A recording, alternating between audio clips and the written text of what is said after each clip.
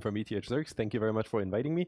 I'm going to talk about Earth virtualization engines, a technical perspective in this case. But let me first start with illustrating a little bit more what Jack has actually talked about and going a little bit more into detail. So I'm from Switzerland. This is a Swiss mountain, which many of you probably know, the Matterhorn. It has a very interesting effect. That's not a climate effect, that's a weather effect. That's this banner cloud that sits here. Ooh, that thing. Can we enable the red dot somewhere? Oh, well, it doesn't. Okay, so this is a banner cloud that sits there. And this cloud is a very interesting feature of high mountains where water just condenses. But now the question is, if we wanted to, oh, wonderful, if it would work.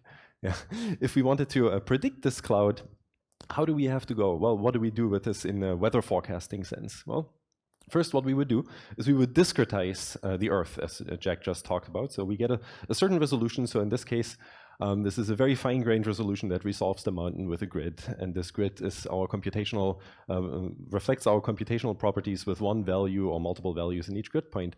And this is actually a grid that's a 35-meter a grid spacing where Jack talked about kilometers, and we'll see what happens if we go to kilometers here. So let's say this is a reasonable approximation of our mountain that we want to talk about. Well, now as we go and refine, actually de-refine the grid to a 70-meter resolution, to a 140-meter resolution, to a 280-meter resolution, we already see that the little number in brackets there, the 1000x, is the actually amount of computation time required with respect to the 35. So this is how much we save actually as we resolve. So this is a 550-meter resolution. This is a 1 kilometer resolution. And in fact, this is the resolution that the Swiss weather forecast, the 1 kilometer resolution, is using today. In fact, before we worked with them, the operational weather model in Meteo Swiss was 2 kilometers. That's a 1 million x difference in speed. And the mountain is completely gone. So somehow they could not even see the feature of the mountains. Whole valleys, whole mountains are vanishing if we go to that resolution. And that is a large resolution for climate modeling. So this is just local area modeling. But now the question is, well, can we actually predict whether it snows there? Well, we can't. So the interesting insight here, computationally, every 2x in resolution requires a factor of 10x in compute. That's actually quite massive if you think about this. Meaning that today we're a factor of about 100,000 away for precise weather forecasting. That's just weather forecasting. Weather forecasting over Switzerland may seem daunting. We do a 1 kilometer grid today. But globally, we have 500 million square kilometers on Earth. So that's a much bigger number we have to deal with. So now the question is, do we actually get to higher compute? Well, Jack just summarized it well. We could ask various company CEOs. One says Moore's law is still going, the other one says Moore's law is not going anymore. I'll let you judge yourself. You can also compare the stock prices of these two companies. And the one that is actually saying Moore's law has stopped has risen by 10x, while the other one that says Moore's law is still going, you can see it yourself. So depends on who you want to trust here. So talking about this Earth virtualization business.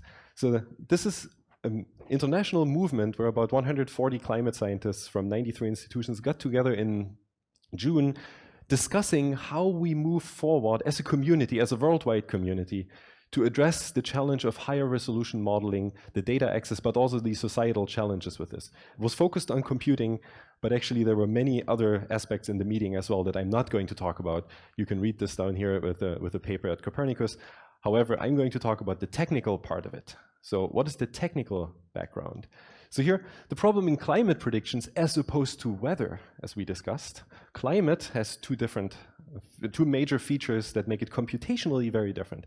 The first feature is it's a long period of time. The second feature is much more hidden. I mean, as we said, as you said this morning, we have about 30 years at least for a good climate run. But the second feature is more hidden because we need to worry about statistics, which means a single climate simulation is not going to help us a whole lot. We use ensemble simulations today. And that is a huge problem because what Jack just talked about is a single climate simulation, all those examples. Well, we need about 30 to 50 in order to capture the extreme events. Because personally, I don't care about 3 degrees warming in where I live. I could totally live with 3 degrees higher temperature. But if every 2 weeks there is a hurricane blowing away my house, that's a huge problem. So the extreme events are what we should worry about, not the average temperature increase. Of course, unfortunately, the extreme events grow with average temperature increase, as we've seen just 2 weeks ago in Acapulco, where literally a city of 250,000 people was just blown away by a tornado, hurricane, category 5 hurricane that developed overnight in 24 hours. All my meteorology friends are shocked by this. This has not happened before. In this area, there was not even a risk area, and such quickly forming events are starting now to be more and more and more. So, but now if we go to climate prediction, what would we do? Well, we have the resolution. So Jack talked about this. So in this resolution, we resolve more and more physical processes. And it's actually crucial to resolve those processes, because what are we resolving? Well, we have the continental scale at 100 kilometers, so we resolve continents. Well, great, that doesn't help us too much. But actually, at about 25 kilometers, we begin to resolve very large cyclones. That's one step. When I say resolve, I mean these effects, like the cyclone, is now explained by the physical equations, the Navier-Stokes equations typically, that we are solving on the discretized grid. So as the grid gets smaller, we're automatically modeling or creating these cyclones in the simulation. So now, of course, the problem is, well, most clouds are actually smaller than 25 kilometers. So as we go towards 1 kilometer, we go towards storm resolving effects. So we are resolving big storms. But actually, most clouds are even smaller than 1 kilometer. If you look at the air, it's quite often, or at the sky, it's quite often relatively small clouds that make a huge difference, especially for reflection properties. So here we would need to go to 100 meters, which is kind of a crazy statement for climate simulation. So 1 kilometer is very challenging. 100 meters is crazy because there's another factor of 10. You could also talk about the size you need to just store a single trajectory, just a single simulation, a single variable in a single simulation. So at the very end, for 100 meters, we're talking 50 petabyte just for a single variable. We typically need about 7 prognostic variables. So that's also a bit of a problem. And then comes the ensemble dimension. So we need many ensembles, because one ensemble is not enough. One ensemble is weather. One ensemble gives us one particular happening, what in the 10 days into the future may be a reasonable assumption, but 1 year into the future is absolutely utterly worthless, because 1 year into the future we have to reason about statistics, we have to reason about the likelihood of events, and not about the particular event we are expecting, which is seen in our one trajectory that only gives us one particular event. So that's a single simulation. So now we have a nice 2-dimensional plot here. We have resolution and ensembles. Now we can start looking at what computation is required. So in the very bottom left, with a very low resolution and a small number of ensembles, I can do that on my laptop today. As Jack mentioned, that would have been a supercomputer about 30 years ago. Today on my laptop, I can actually totally run 200 kilometer, 160 kilometer climate simulation for a single ensemble member with a production quality climate code. So I've done that. That works. Laptop is fast enough.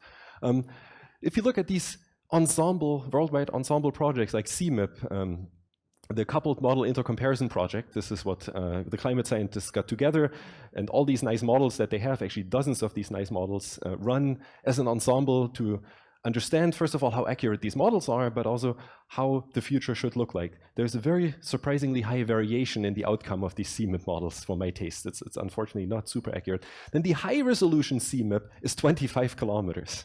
Right? So we're talking very low resolution, considering the clouds and also the mountains. So if we now go back to Jack's supercomputer in the 90s, so we see this frontier, right? So we can do in the lower left of this frontier, we can compute, so smaller ensembles, lower resolution, but that's the boundary we can do. And now every couple of years, this frontier moved. That's the 2000s, 2010s, so we can get more ensembles or higher resolution. So we can now trade off ensembles for resolution, which is a very interesting game for physicists to play. And now we come to real machines. So the Levante machine is the machine that Jack showed on one of his slides that does a 5-kilometer resolution run for a single trajectory. Okay, Lumi machine can do 2.5 kilometers. Great, we've done that. The Frontier machine, we expect that we can do 1.5 kilometer. That is all at 1 simulated year per day. Right? So of course, if we wait infinitely long, then any computer would be able to do it, but at 1 simulated year per day, which means that for a single trajectory for 30 days, 30 years, we would need 1 month of that supercomputer. As Jack mentioned, that's a national resource. Typically, they're extremely expensive. So occupying them for 1 month is something that is very expensive. So here, we simply cannot compute in that area. So today. And now Eve said, the participants in Eve, they somewhat agreed that this would be a good target to aim for. A couple of ensembles at a 1 kilometer resolution. So how do we get there? Well, we can build faster supercomputers, or we can pull tricks like Jack suggested. We could put ML on top. We could use ML to boost the number of ensembles, for example, or we use program optimization and use ML inside the simulation. These are 2 opportunities we can do, and I want to talk a little bit about both of those. But now back to these, to the Eve group, which was looking at this. Well, actually, one interesting development that came out of this is we looked at one particular climate code, that is the ICAN code, the icosahedral non-hydrostatic weather and climate model. Jack also had it on his slides. That's the code that runs in many European supercomputing centers. It's about 630,000 lines of Fortran. I would claim there's no single person who can explain every single file in that code base. It is a code base that hundreds of people contributed to. Some of those are actually not among us anymore, and we have problems understanding the code that they wrote a while ago. So if you now look at this, a 30-year simulation at 1.23 kilometers, one trajectory, one event, no statistical distribution, requires 11 zeta floating point operations per second, FP64, as Jack mentioned. Not per second, sorry, complete zeta operations per second. Again per second, zeta op. So this would require 13 days on an exascale machine, assuming a 1% efficiency, which for that code is realistic. So as Jack mentioned, it's a sparse code. And that would give us a 2.4 simulated years per day for the single trajectory. The other interesting problem is that it would require about 344 petabyte of storage to store that single trajectory at a reasonable frequency, which is about 15 minutes today. So that is very problematic. I mean, so we have 2 problems. We have not only a computational problem, but we also have a data management problem, because we are building, or we are creating petabytes of data. Actually, we are creating exabytes of data in that climate field that we need to deal with. Okay.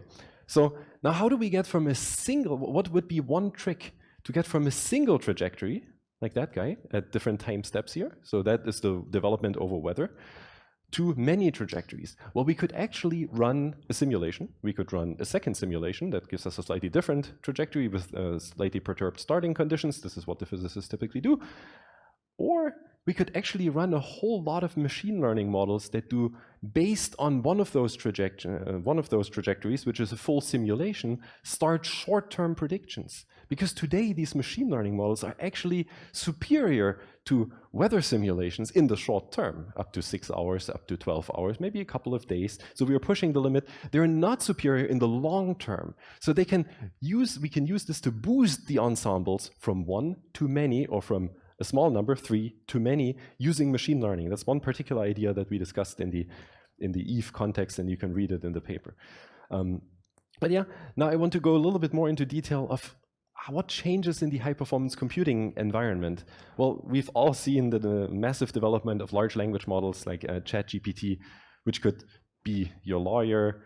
Well, it could actually be your business administrator. It could be your doctor. In fact, there's a questionnaire that you would most likely prefer the ChatGPT being your doctor, because it shows more compassion than the average doctor. I'm not kidding. There's a paper that would show this. And it could also be a coder. It could also actually write our next generation climate models. So as Jack mentioned, many companies are now building supercomputers just to train these language models, like Facebook, Google, Microsoft, and even Tesla, a car company, builds supercomputers. What do they build it for? Well, they build it for training these models on the text of the internet. So here just very quickly what this does. I mean, we're running lots of text through a parameterizable function that somehow learns the statistical distribution of the text. Don't have enough time to go into details, but what you really do is to simply learn the statistical distribution by omitting pieces of the text and then having the model fill in the missing pieces. And with that, you learn the knowledge of humanity, essentially, which is quite fascinating. And the model is quite abstractly reasoning with this. I would love to talk about this offline. I don't have enough time in this talk to talk about it. The fact, what happens here, why this is relevant in the climate context, is that people build supercomputers for exactly that business. And talking about business, this is going to be the biggest business we have seen. Many people say that, but this is projected to be a $1.3 trillion business. So we talked about billions so far, but now we are in the trillions, meaning that this will drive the future of computing if we want it or not. Like, there will be companies who are solely focusing on this. Now the question is, if deep learning drives future computer architectures, what do we need to do in case we want to use that for climate sciences? We want to advance climate sciences. We don't want to be left behind with our multiple billion-dollar HPC market. So there are three aspects of it that we could try to adopt these workloads that we have today to fit better on those future architectures that are designed for deep learning. One is smaller data types. Jack already talked about this, so FP16, FP8, but these systems are actually going to 2-bit data types and even smaller, so we need to figure out how to get these scientific simulation in this area. It's going to be very challenging, but there are some ideas. Another one is matrix operations and vector operations. Embrace those. Unfortunately, that is in stark contrast with the sparse argument that Jack just made, but there are some ideas that we can go into this direction because structured sparsity is going to be a strength of those devices as well, because you can use structured sparsity in the design of deep neural networks. Unfortunately, we have rather unstructured sparsity in most of the scientific calculations, so we need to understand how to map these two into each other. So these are the fundamental 3 building blocks. So now, Jack already told us about the various developments in the hardware industry, so I don't want to repeat this, but there are tons of startups that we could be looking at that pop up out of nowhere and building architectures for large-scale deep learning, small-scale deep learning, inference engines, and everything you can imagine in that market. It's in a very, very broad market, and ignoring that market would be a huge mistake on our side. So now, again, how do we get to climate simulation? Well, this is the typical tool chain. We work on climate simulations. We have observation data. We assimilate it into weather and climate simulations. They're very, very similar weather and climate simulations. Really a weather simulation. In fact, the icon code that I talked about is a weather and climate code. It's used for both simulations, solves the same equations on different time scales, with slightly different parameterizations, but somewhat the same thing at a higher level abstraction layer. Then we generate simulation data, and then usually the climate scientist generates climate insights. So now we have two different ways to accelerate this. So one is we accelerate the simulation on the hardware itself. This is what Jack talked about. So how do we make the simulation hardware faster? How do we still remain on a trajectory that we've been on for 30 to 40 years, mainly driven by Moore's law? Unfortunately, Moore's law may be over, or at least slowing down, so we need new techniques. And the second idea is we use ML/AI techniques, either ML inside or ML on top, which is more of an algorithmic change. So both of these we could talk about. I don't have enough time to focus much, but I have about half of my talk left to go into the systems challenges. How do we efficiently support GPUs and low precision data types and things like this in climate codes? And on the right side, how do we actually use machine learning or artificial intelligence to replace parts of the workflow? So let me dive into the left side first on the simulation data. So as Jack mentioned, most of the supercomputers get most of their performance out of GPUs, GPU devices. These are very specialized compute units. They're much younger than climate simulations themselves. In fact, climate simulations are probably among the oldest codes that humans have developed to run on large-scale machines or to run on the fastest machines. I mean, close to nuclear or weapon simulations. But climate is really an extremely old workload and unfortunately has a lot of legacy in that area. So people carry codes that have been written in the 70s forward and still use those today. And those are reflected by the use of programming languages. Now the question is, how do I get these codes that were designed for a completely different architecture, how do I get these codes to run on my GPU architecture today? That's not so simple. I mean, there are some ideas. One of those ideas is that you can annotate the code, so you keep the code, you add some additional language to it, and then you tell the compiler how to run it on a GPU device. The unfortunate fact of this is that you're now duplicating parts of that code internally, and then if you look at this carefully, you generate more code, which makes it even harder to understand. So all the red pieces in here are annotations that tell the compiler about properties of the black pieces, which is the actual code. So the scientist is only interested in the black piece. The red stuff is just to make it run on these machines that Jack told us about, which is extremely annoying because if you're now a scientist and you now want to change that code, that's a disaster for you, right? Because it's very confusing. In fact, there's even an ISO metric for this is going to be hindering progress in a field. So it's going to be bad for analyzability and changeability of the code. And you can go further. You find in this code base, you find things like this, where you have pages of pages of pages, just that red code. And if you're a climate scientist, you don't care about it, but you need to work on it because that enables you to run on that device, unfortunately. So just to give you some statistics, if you look at a particular code, it has 6,000 lines of code. 13% of those are just pragmas, and these are called pragmas, additional code lines in order to tell the compiler how to execute it on a particular device. In the icon code, it's about 3% of that code. So in the 690 million, thousand lines of code. So we were proposing a new idea how we could get rid of this additional code where we would basically have a domain scientist work in an area that a domain scientist is familiar with, so simply with the equations. This is inspired by machine learning. Machine learning has already made that step because machine learning has nearly none of that legacy that unfortunately in climate science we all have. Machine learning is a very new field. So it started with a very high level of abstraction, going down through multiple translation steps to the libraries that Jack has been driving to run on actual architectures. So GPT-3, so these models that implement ChatGPT, they're trained with a baseline configuration that is about 30 lines of code. Right? So all of these AI models, so you can train a full AI model that gets close to human performance in conversation, text, images, at about 30 lines of code. And now we have these climate codes with 690,000 lines of code, extremely complex business. So this is what we are trying to emulate. So there's a little bit of a more complicated system where the applied scientist then gets to more lines of code. Then of course we have to run it in some form where we translate it into a representation that is more amenable to a computer, because the domain scientist usually doesn't care about the computer. Unfortunately, today we force the poor climate scientists to care about computers.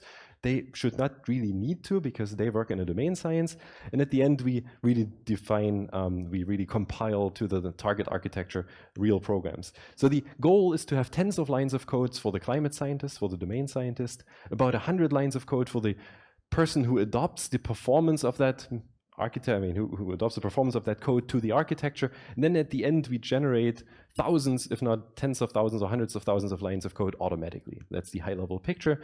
Now you may wonder, well, that's the great idea. Do you actually show that this is useful? Yes, we have shown this. Or actually, colleagues of ours have shown this. FV3, one of the major US climate codes, has been re-implemented in Python, the dynamical core, which is the atmospheric model component of a climate simulation. It is the most time-consuming part in the climate simulation that has been completely ported from Fortran into Python. We went from about 30,000 lines of code, so it's a relatively small number of lines of code, Fortran code, to 12,000 lines of code Python. And the whole implementation, I could go more into detail, but it's really implemented in the system I explained earlier. The very nice idea here, or the very nice result, is that we actually evaluated on a very large supercomputer, the system that also Jack had on the slides, where we ran the Cosmo code, and also on a German system, but we don't have it in this talk. And we ran it on a domain size, which may mean something to you if you're a climate scientist, 192 times 80. And in the weak scaling run, we achieved a pretty much automatic speed up of 4x over the baseline, going from Fortran to this Python implementation. And now some people who are computer scientists may wonder, oh, wow, Python, isn't that usually slow? Well, that is fully compiled Python. That's not real Python. That's Python that is optimized for that particular set with a limited domain-specific language implementation. Okay, so we can do that. Great. So we did about 6 weeks of work on that code, 10 optimization versions, 4 performance engineers, and we got the speed up. We have 0 changes in the model, and this is what I'm most proud of. The climate scientist doesn't see anything of the working underneath. There's no code that pollutes the climate model at the end. And you can look, if you care about this, you can go much more into detail on our YouTube channel, where there are extremely detailed talks and not this very high level view. So that's all nice, but the problem is, do we want to rewrite all the code that hundreds of climate scientists have been writing over the past decades? Well, not really. So we may actually want to look a little bit more into this Fortran. So let me just skip that slide to motivate this. So Fortran is in fact the language that has been used for the last couple of decades to implement these kinds of codes.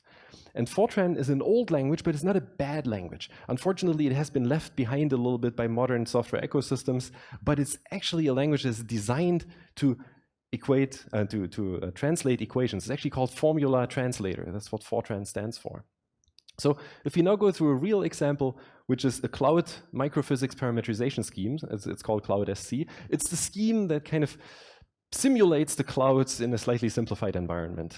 This is what's running in production today in the European Center for Medium Range Weather Forecasting. This is how the code looks like. It has lots of variable declarations, unfortunately, but you can run it on a machine at about, at the Fortran code 1x, if the Fortran code is the reference and you compile it to C or you implement it on C, you would be running significantly slower, unfortunately, so that's not a good sign for computer scientists.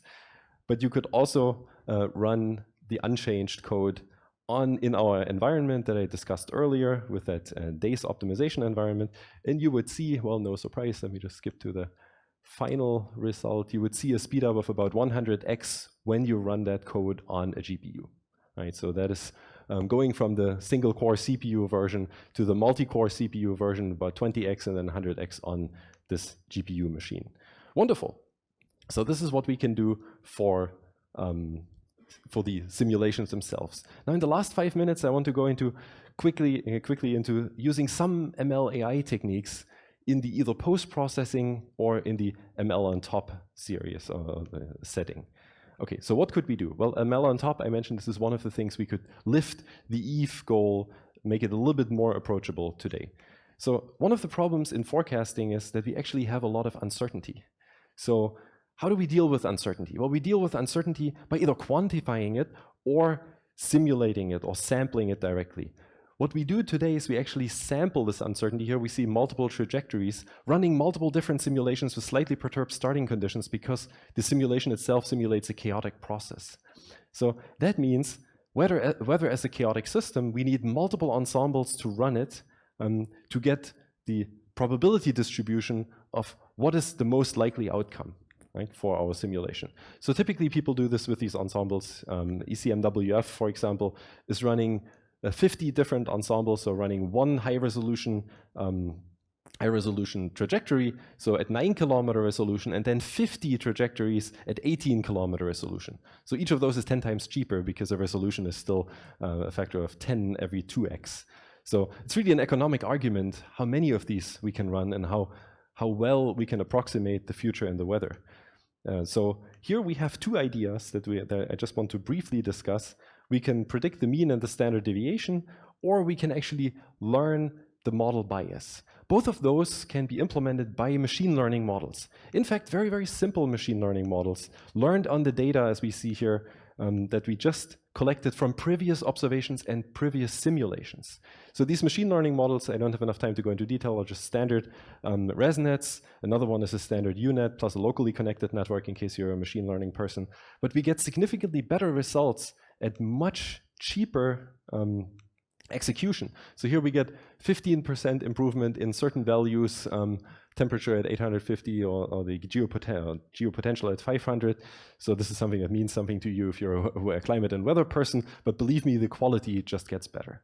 So we could look at specific events, at specific scenarios. I don't have enough time right now. We could look at cold waves over Asia. We get slightly better predictions with the machine learning boosted method than with the normal method.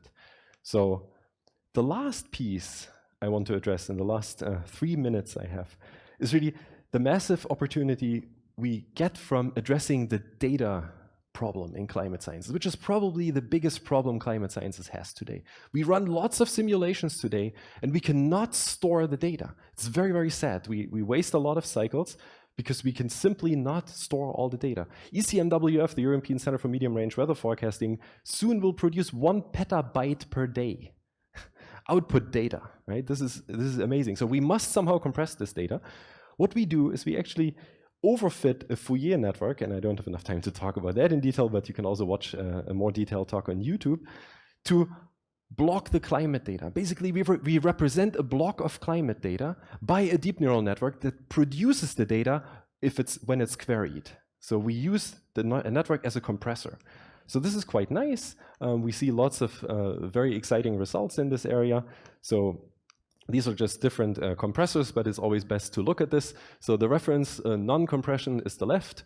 The neural network compression, 1,000 times compressed, is the next one. You see basically not much difference. And then an existing compressor, SZ3, 350x compression on the right, you see that's a little bit pixelated. So that's problematic.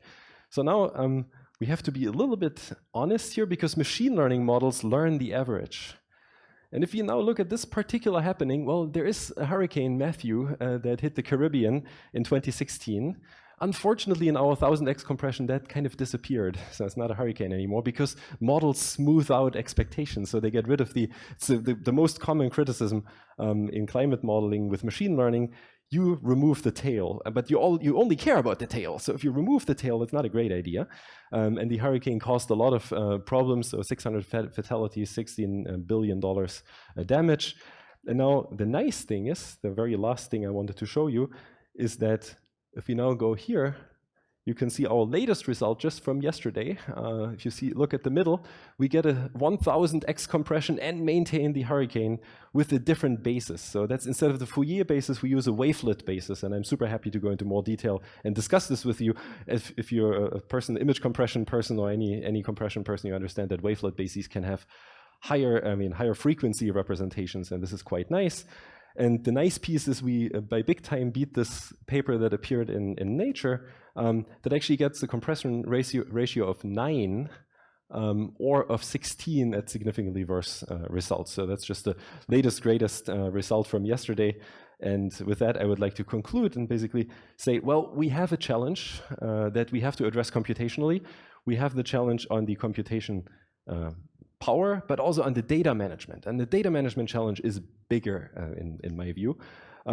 We have a solution, or we have a set of solutions for the computational challenges. We have this performance metaprogramming, and we have a first idea how to deal with the data deluge, that we can actually deal with that data. Yeah, thank you very much. And we'll have questions later, I suppose.